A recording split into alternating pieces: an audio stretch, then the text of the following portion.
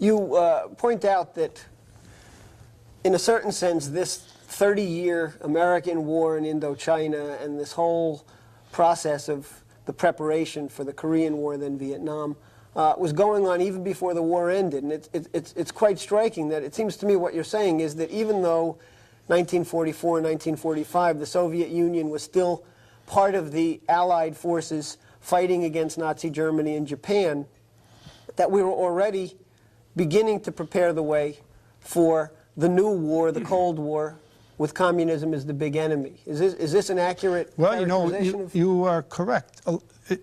The beginning of the Cold War is indefinite in a sense, but it's not. You can trace it back.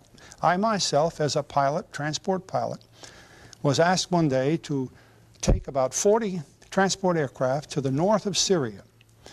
The general ordered me to go from Cairo, and we were going on the orders of OSS people who were in Bucharest, Romania, who they claimed had released American prisoners who were captured in the Balkans, and the Germans had just been pushed out of the Balkans, and the Russians were on the way in. So in the interim between the two, they brought out about 750 American POWs, and they were on a freight train, and they ran a freight train through Turkey to the northern border of Syria.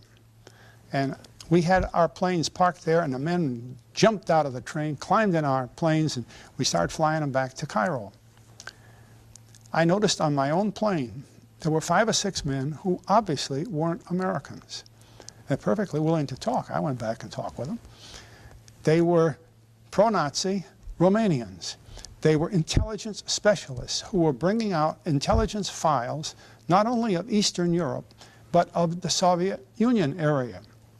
In other words, here in September 1944, while we were fighting hard as partners of the Soviet, we were already building up a Nazi base of intelligence against the Soviet.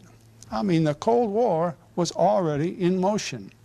Why don't we take a look at history the way it happened instead of all these embellishments that are thrown our way? The Cold War started while we were still fighting, and we, in a sense, had allies on both sides, German allies, and we were still allied with the Soviets.